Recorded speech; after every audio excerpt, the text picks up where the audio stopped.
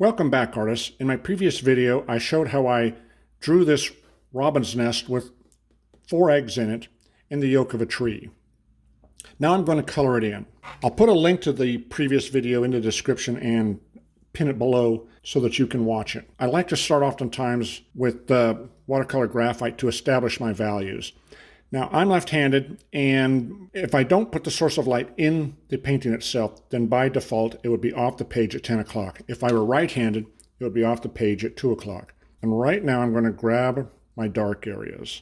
All right, there we go. I put in my lights and darks, established my values, along with some of the tree canopy up above here. Now let's have fun with color.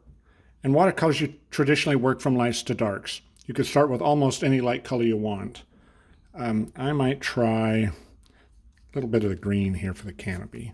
This is sap green that I'm using. Charge it with a little viridian.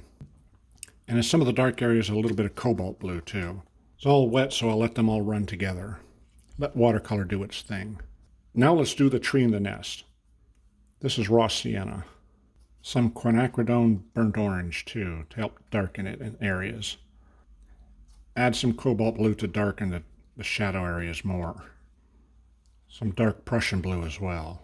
Scrape through it in a few places where it's still half wet, half dry to add a little more texture. Now add the cerulean blue eggs. A touch of cobalt blue to help them make it look three-dimensional. Strengthen cerulean blue here a little bit. I'm going to leave a white spot for the highlight on the egg. Add in a little sky. I use the same cerulean blue as on the eggs. Now I'm touching it with a little bit of cobalt blue. Bring a little bit of sky color down on top of the nest, just for a little bit added interest and extra calligraphy. A few accent notes here and there on the tree. Looks kind of messy, but with a fast and loose style, it has a strange effect of actually being kind of pleasing.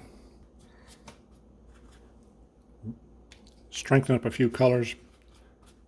Drop in a little bit of more of the sky or the leaf color, pardon me. And there we go. We have our robin's nest with the robin eggs in the yolk of a tree.